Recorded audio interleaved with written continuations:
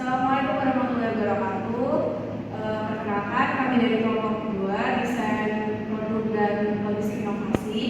Di sini kami akan mempresentasikan hasil analisis dari kelompok kami dengan judul pengembangan sistem informasi persediaan gudang berbasis website dengan metode waterfall. Sebelumnya, izinkan kami perkenalkan diri terlebih dahulu. Saya Rizky Mawati dari Panjang 098. Saya Nayadi dari dengan NIM 094. Saya Muhammad Rifki Badila dengan NIM akhir 081. Saya Emilian Kusminta dengan NIM 066. Saya Eka Piki dengan NIM akhir 065. Selamat menyaksikan. Di sini terdapat latar belakang yang terdapat beberapa penelitian yang mendasari rancangan penelitian, yaitu yang pertama ada perancangan sistem informasi persediaan pada toko Rosada yang bertujuan untuk membuat suatu sistem yang dapat diimplementasikan untuk memenuhi kebutuhan persediaan barang di toko Rosada.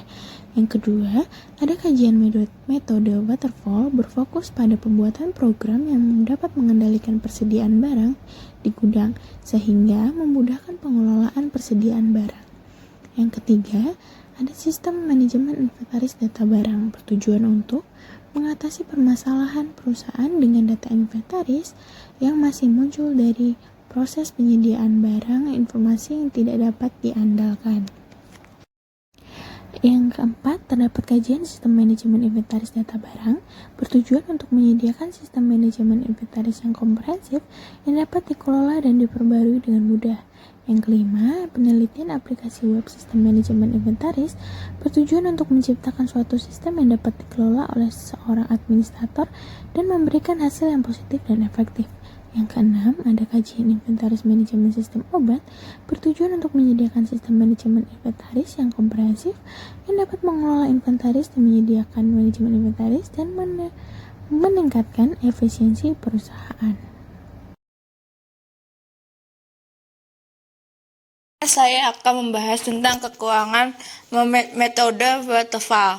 Metode waterfall memiliki beberapa tahapan yang apabila terjadi suatu resiko di satu tahap, maka akan mengakibatkan kesalahan yang lebih besar di tahapan selanjutnya yang sulit untuk diperbaiki dan sulit untuk diulangi. Kerentanan sistem berbasis website. Pengembangan sistem informasi gudang berbasis website dalam penelitian ini dapat mengalami kerentanan sistem di dalam gudang terhadap masalah teknis yang akan terjadi seperti kegagalan sistem error pada sistem informasinya dan kebocoran data. Selanjutnya saya akan membahas tentang kekurangan artikel. Dalam artikel ini kesimpulan lebih condong terhadap keunggulan-keunggulan pada penelitian saja, tidak dijelaskan secara terperinci. Dalam artikel ini yang mengacu pada pengembangan sistem informasi berbasis website yang akan direalisasikan kepada toko sugi teknik dapat mempengaruhi SDM yang kurang memahami teknologi terbaru karena akan menyesuaikan dalam kesulitan adaptasinya sehingga mempengaruhi penambahan kos terhadap pelatihan SDM-nya.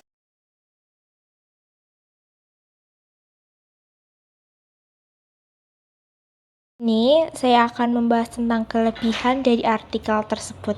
Yang pertama, artikel ini memiliki tujuan yang jelas, yaitu untuk mengembangkan sistem informasi persediaan gudang berbasis website menggunakan metode waterfall.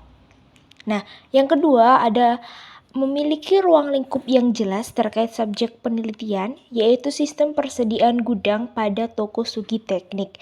Hal ini membantu dalam fokus penelitian dan implementasi sistem. Yang ketiga, dalam artikel ini menggambarkan dengan jelas tiap tahapan pengembangan sistem menggunakan metode waterfall. Pendekatan ini memberikan struktur yang baik dalam pengembangan sistem.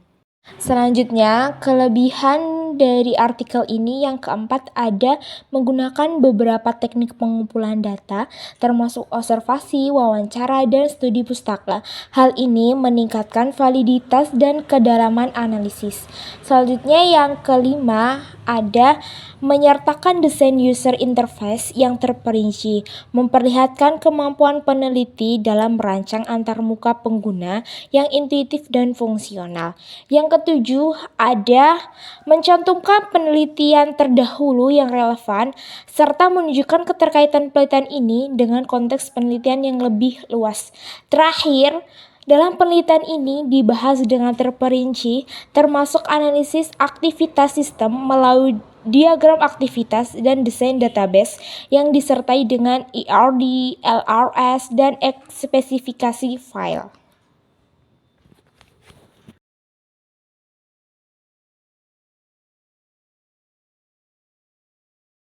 Kemudian kesimpulan. Nah, di kesimpulan ini, sistem ini dirancang untuk mempermudah pendataan keluar masuk barang dalam gudang, mempermudah pencarian barang, dan mengurangi penumpukan lembaran kertas.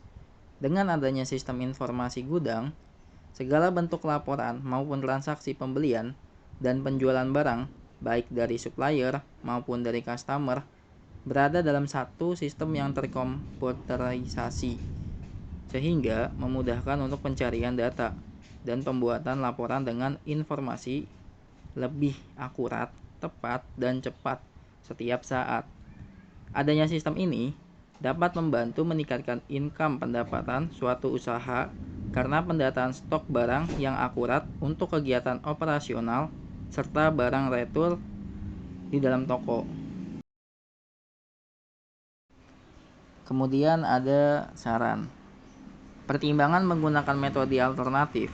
Pertimbangan menggunakan pendekatan pengembangan yang lebih fleksibel seperti model iteratif atau agile untuk mengurangi risiko kesalahan yang besar antar tahapan.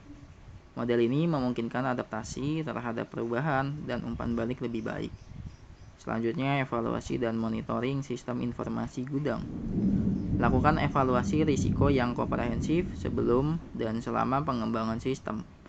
Fokus pada pengujian menyeluruh dan implementasi tindakan keamanan yang kuat. Lakukan pemantauan sistem secara berkala untuk mendeteksi masalah dengan cepat.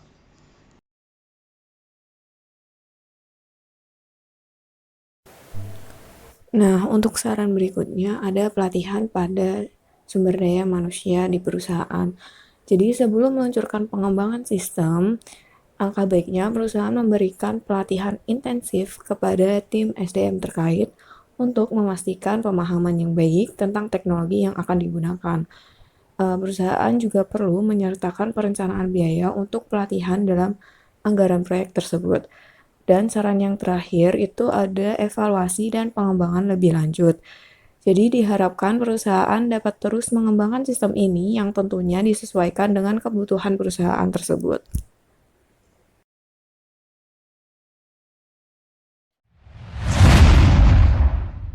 Manajemen dan Administrasi Logistik merupakan salah satu program studi yang ada di Sekolah Vokasi Universitas Diponegoro, dengan kampus yang terletak di Jalan Erlangga Tengah nomor 17. Kampus kami dilengkapi dengan fasilitas seperti inovatif business center, taman, ruang kelas dengan fasilitas modern, dan berbagai fasilitas penunjang lainnya.